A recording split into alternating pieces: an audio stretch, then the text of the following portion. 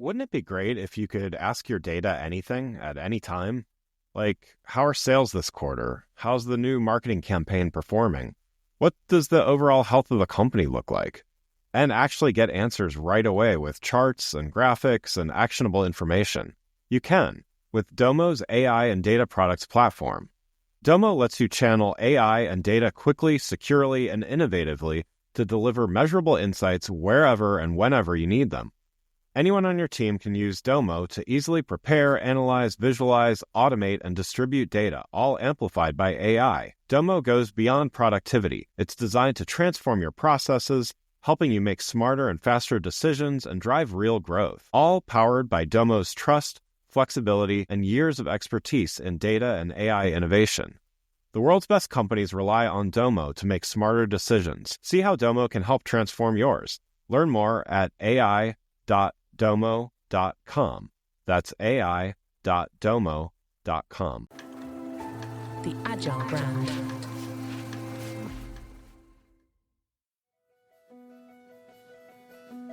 Welcome to Season 6 of the Agile Brand, where we discuss marketing technology and customer experience trends, insights, and ideas with enterprise and technology platform leaders. We focus on the people, processes, data, and platforms that make brands successful, scalable, customer-focused, and sustainable. This is what makes an Agile brand. I'm your host, Greg Kihlstrom, advising Fortune 1000 brands on MarTech, marketing operations, and CX, best-selling author and speaker. The Agile Brand Podcast is brought to you by TEKsystems, an industry leader in full-stack technology services, talent services, and real-world application. For more information, go to teksystems.com. Before we get started, I wanted to let you know that my latest book, Priority is Action: 7 Principles for Better Strategies, Decisions, and Outcomes, is now available. In it, I give ideas and insights for leaders and teams that need to make meaningful progress on their priorities. After all, our priorities are what we do, not what we say we'd like to do. You can find Priority is Action on Amazon or learn more on my website, gregkihlstrom.com. Now let's get on to the show.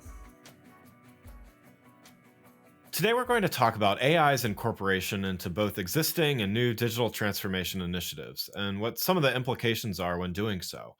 We'll also be touching on some of the ideas in Infinum's recent report, Beyond Buzzwords, Decoding the Digital and AI Revolution. To help me discuss this topic, I'd like to welcome Jonathan Boakes, Managing Director at Infinum. Jonathan, welcome to the show, and also thank you for contributing to my recent book, The Agile Brand Guide to Generative AI. Thanks, Greg. Thanks for having me today, and it was an absolute pleasure to contribute to the book.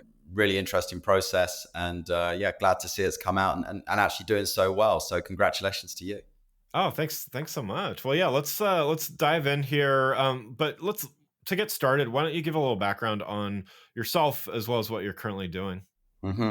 Okay, so I suppose I've had a pretty varied career. I started about 20 years ago or so working for the BBC here in the UK, and I was in the commercial side of things. So I'd do things like I would work on, they have a TV show called Top of the Pops that was a music show. And so I was kind of helping them to create branded content for some of the people, the sponsors, people like P&G and Sony and other people like that. After that, because I was working in the world of magazines and different websites, I could see that, a lot of the magazines weren't going in the direction that mobile was. And so I kind of sidestepped into mobile, really kind of fell into it by accident. But that was great because it was a bit of a wild west at the time, certainly. And a lot of the time there were no right answers. And actually that still feels pretty relevant today. Yeah. It takes a lot of people to kind of come together to build those answers. Since then, I've had like various managerial roles at various agencies. I've seen my fair share of M&A over the years. And I worked on a variety of different projects here with the police, with the NHS, and obviously loads of consumer-facing products as well. But I suppose for me, the forefront of my work has always been a passion for emerging technologies and how we can make them work for the best results. And at Infinum, my focus here is on driving digital transformation for our clients across finance, mobility, and health.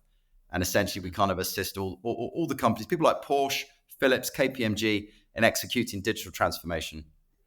Great, great. Yeah, so we're gonna talk quite a bit about transformation today, and focus a bit on something certainly timely. In late 2022, early 2023, many companies were undoubtedly in the middle of transformation initiatives. Yet AI, seemingly came out of nowhere. It didn't actually come out of nowhere, but it seemingly came out of nowhere, and became much more than simply a buzzword. So from your perspective, what makes AI different than some of the other technology trends we've surely seen over the years, and perhaps worth paying attention to in a different way than some of those other things? Yeah, I mean, for me, I suppose really it's the endless enormity of it, that's kind of staggering. But I saw that the UK government compared it to a Sputnik moment. And that kind of makes sense because, as we all know, AI has been around for a long time, and as far back as the 1950s. So, Yeah. in terms of why pay attention, I think it's kind of all to do with the fact it's all encompassing. It's the versatility of all the different use cases, and certainly stuff that we've seen from finance to medicine, from automotive to oil and gas. We are seeing it everywhere, and I think for me, it's the interesting use cases. I've seen some amazing stuff with some industrial designers who have been able to explore different ranges of design options really quickly, and then getting the AI to evaluate each one based on performance, cost, and other factors. And I think that's super interesting, and speeds things up. And then in another area, I've seen it being used to facilitate greater safety on oil rigs. And me and some colleagues often joke about that. We're not saving lives, so we don't need to kind of be too extreme. But actually, in this case, they really are saving lives, and I think Yeah. that's kind of amazing. Yeah. Yeah, I mean, the other thing in terms of trends is that both a lot of these things are standalone, but actually I think we're going to see more of a powerful combination between things like AI and IoT working together. I know for us, one of our clients, Philips, they do a big thing called NutriU, which is a central hub for kitchen appliances.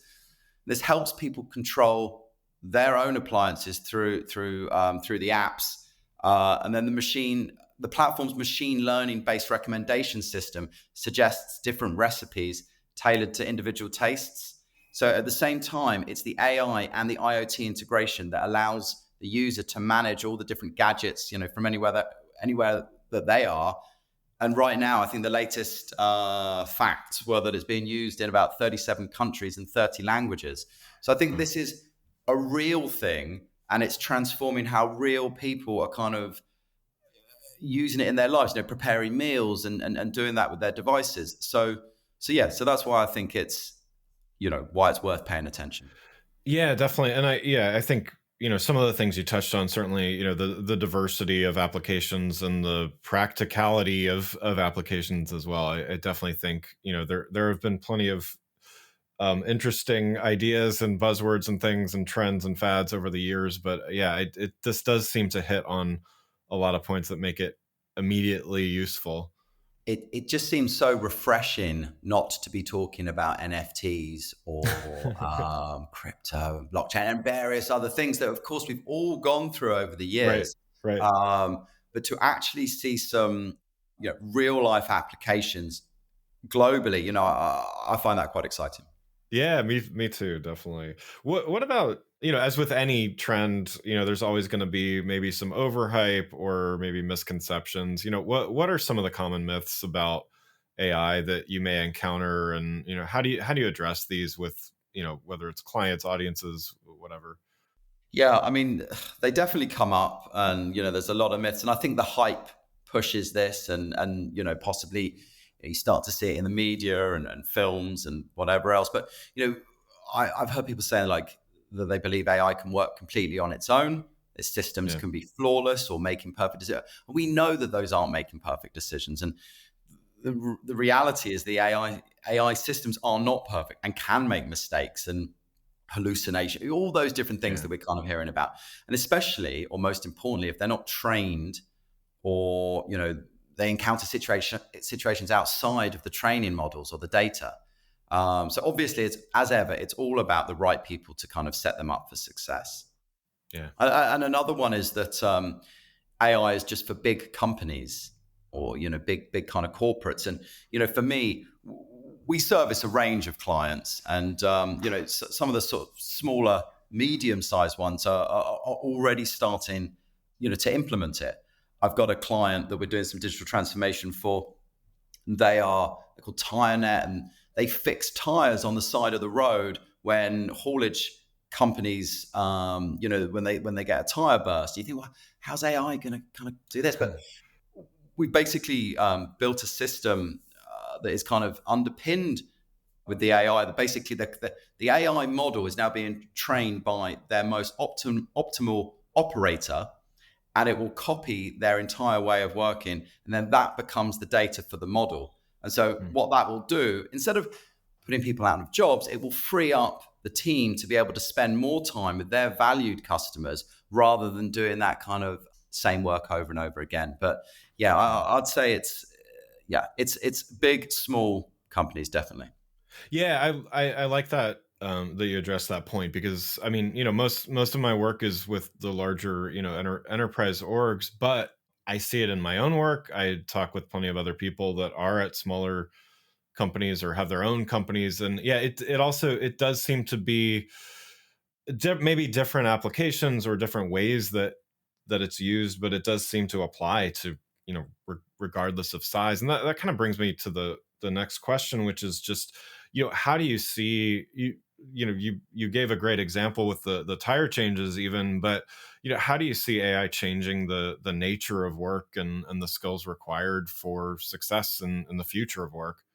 Well, it's funny you said what you were just saying, because I know it's changing the nature of work because we're starting that process ourselves. And the classic adage of eating your own dog food.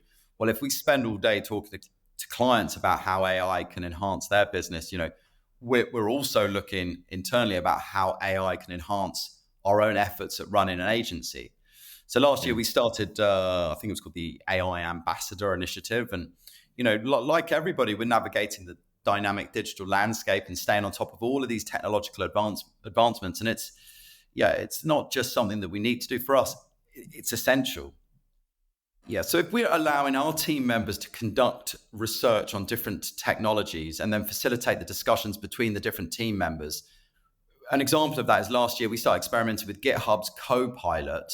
And first we limited it to a small amount of engineers, and then eventually we expanded it to more than sort of 60 engineers across different teams. And, for us, there's significant effort and cost into these initiatives, but of course it's clear and it's an important part of our growth.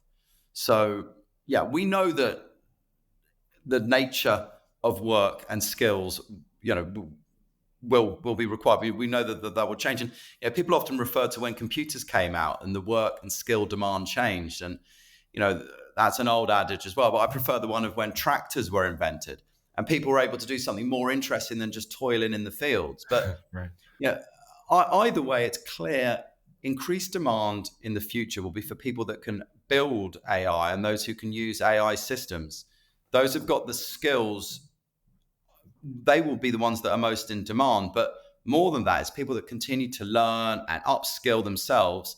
They will always be in demand because this is always going to kind of continue to grow. And just on that point, Infinum has been running its own academy programs for years now, best part of a decade, in iOS, Android, design, product management. And then last year, we actually started our own academy course in data AI. And that's for people to kind of come and learn and then take that back into their businesses. And even myself, I think later this year, I'll be going on the Oxford University Artificial Intelligence program because I think there's no end to it. There's always something that you can kind of continue to learn. Wouldn't it be great if you could ask your data anything at any time? Like, how are sales this quarter? How's the new marketing campaign performing? What does the overall health of the company look like? And actually get answers right away with charts and graphics and actionable information. You can with Domo's AI and data products platform. Domo lets you channel AI and data quickly, securely, and innovatively to deliver measurable insights wherever and whenever you need them. Anyone on your team can use Domo to easily prepare, analyze, visualize, automate, and distribute data, all amplified by AI. Domo goes beyond productivity. It's designed to transform your processes, helping you make smarter and faster decisions and drive real growth. All powered by Domo's trust, flexibility, and years of expertise in data and AI innovation. The world's best companies rely on Domo to make smarter decisions. See how Domo can help transform yours. Learn more at ai.domo.com. That's ai.domo.com. Well, so let's tie this now a little more to digital transformations, and I think anyone keeping track at home, they kind of know the failure of digital transformations is pretty well known, and pretty stark numbers here. So numbers range, depending on where you look and who you're reading. They can vary a little bit, but the report I mentioned at the top of the show states that 70% of the respondents to the Infinum research invested in digital products that failed, and 18% experienced a complete failure in their investments. Why would you say this failure is so prevalent? And do you think there's hope on the horizon? Are things getting better despite still bad numbers, or is AI as a new thing, and a new thing to kind of figure out how to incorporate, just going to make things worse? Yeah, I mean, personally, I think things are getting better, and I think that's mostly because there's a greater understanding of the highlighted failures. Nobody's going into this with their eyes closed. Not to say they always have been, but if we look at the classic, it's people, process, technology. Ultimately, the biggest challenge is going to be people. And people not having everybody from the bottom to the board all being on board. And so if you don't have all these people that are committed, then they're going to be causing issues somewhere along the line that can manifest in an array. And there's a list of things that kind of lead to failure, and all of them kind of come back to people not being committed. So if you look at it from being technical issues or bugs, that's because there's not been enough time or focus left for testing. Or people sometimes say the deadlines are too tight. Well, that's because it's not been prioritized, or it's been rushed out in order to hit some other deadline. Yeah, makes sense. You mentioned a few things here, but what can be done to minimize the failure rate? Well, a lot of it kind of comes back to making sure that you've got the right plan in place, or that you followed those fairly well articulated guide rails. And I think we both know there's no shortage of consultants to hold your hand right out there, if that's needed. But I think always is going to come back to strategic planning. I'm a broken record in that sense. So. Yeah. So, another thing here, you've discussed the importance of balancing human and artificial intelligence. We talked about a little bit about this already, of just how, AI does what machines do well and humans do what humans do well. But, can you elaborate on, what does this balance look like in practice? And, how should organizations planning for the future be thinking? So, so they're investing in the right thing, the right tool to do the right job, right? Yeah, that's fair. I mean, you're right. It's all about balance, but it's always been about balance. And now, if you kind of think here, you could say that the balance between AI and people is much like flying a plane. So AI is the co-pilot, and it handles the specific tasks, but it is reliant on a pilot to steer and provide the overall direction, strategy. But surrounding this is the dedicated team ensuring the success. So you've got all your different crew members and people on the ground all working together. So all of those things still have to be in place. They all still have to be maintained and looked after. And all you've actually got is AI picking up some of the, more mundane, ongoing tasks, and hopefully just again freeing up time for people to spend time doing more valuable work. Yeah. So last topic I wanted to talk about was, I think any discussion about AI, and especially in these relatively early days of the type of adoption that it's getting, wanted to talk a little bit about the ethical and regulatory components of it. Amidst all the hype and everything, certainly those most risk averse companies, they either stopped it from the start, or at least paused until they figured stuff out. But I think there's a lot of companies out there that maybe rushed forward regardless, and are now needing to operationalize and reconcile kind of some of the ethical and regulatory components. How should an organization, let's say those that were not thinking about this from the very beginning, those that may be a little behind on the ethical and regulatory part, like how should they approach this, today? Yeah, I mean, it's a big question. Yeah, because this is slightly out of context, but I did hear this expression of a cocktail of risk at the moment, and there's so many different factors going on. But from a very simplistic point of view, if you start from a good place, then the results should be good. And if you do embrace transparency and accountability, if you're safeguarding privacy and combating bias, then essentially you are halfway there. But I've got a couple of these areas. When you talk about bias and fairness, one of the concerns is that the AI systems will amplify existing biases. So in order to mitigate that, organizations should look to strive for diverse and representative data sets, and where possible, try and regularly audit these models for biases. And, I've seen more and more of this where you can implement fairness-aware algorithms. And I think that's, that's something that needs to happen. In terms of privacy, one of the big concerns then is, these models need so much or vast amounts of data and personal data. And that's, of course, going to raise concerns about how it's collected, how it's stored, used, sold.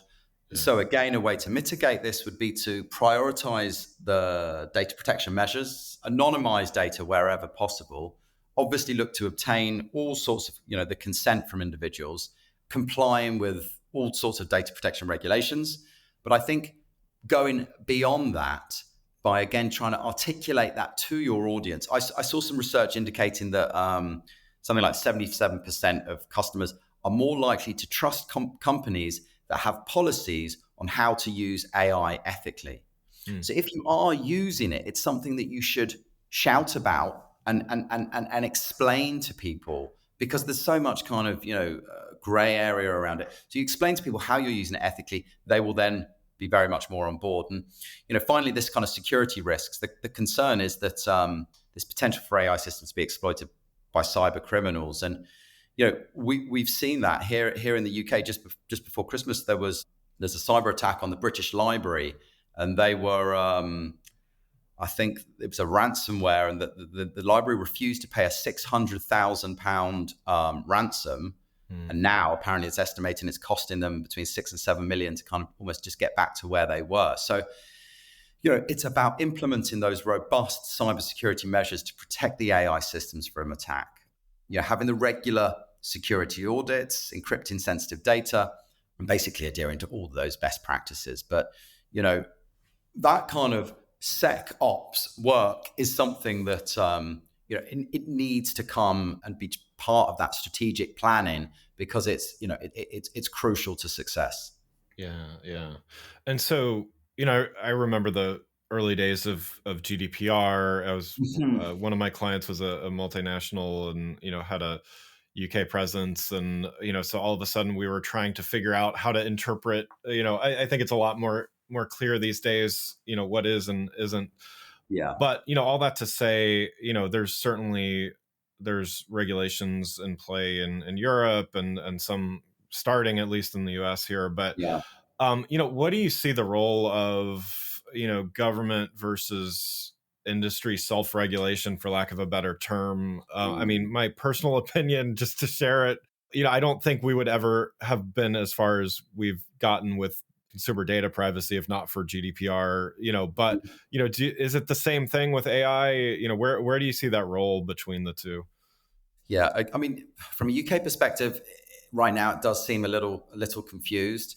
It's definitely up to the government and regulators to help provide businesses with proper guardrails and creating that robust framework for successful and compliant integration of AI. But at the same time, back in November, we saw here there was this AI safety summit, and it was great to an extent because we had lots of something like 25, 27 countries looking to agree to continue with meetings. But what does that actually mean for businesses right now? Yeah.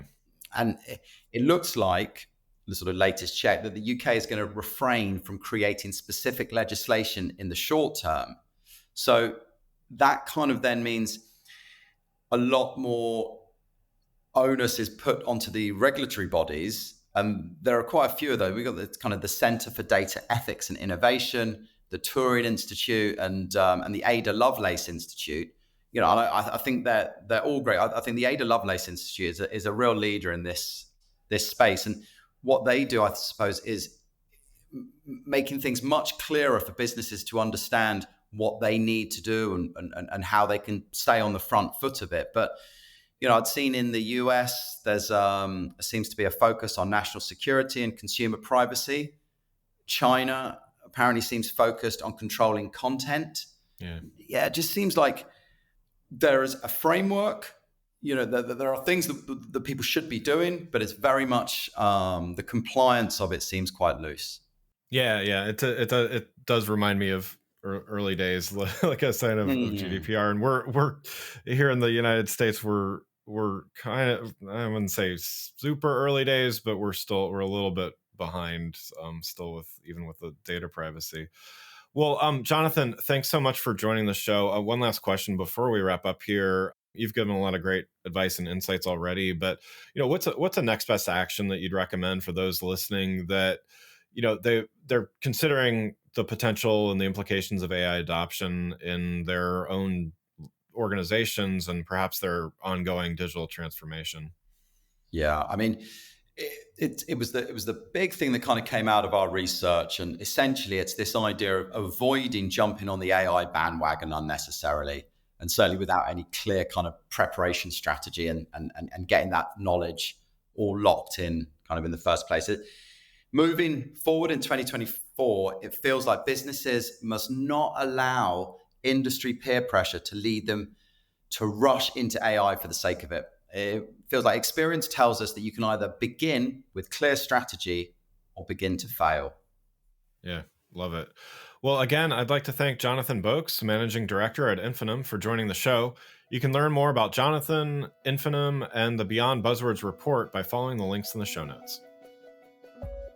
Thanks again for listening to the Agile Brand, brought to you by Tech Systems. If you enjoyed the show, please take a minute to subscribe and leave us a rating so that others can find the show more easily. You can access more episodes of the show at www.gregkillstrom.com. That's GregKilstrom.com. While you're there, check out my series of best-selling Agile Brand guides covering a wide variety of marketing technology topics, or you can search for Greg Killstrom on Amazon. The Agile Brand is produced by Missing Link, a Latina-owned, strategy-driven, creatively fueled production co-op. From ideation to creation, they craft human connections through intelligent, engaging, and informative content. Until next time, stay agile. The Agile Brand.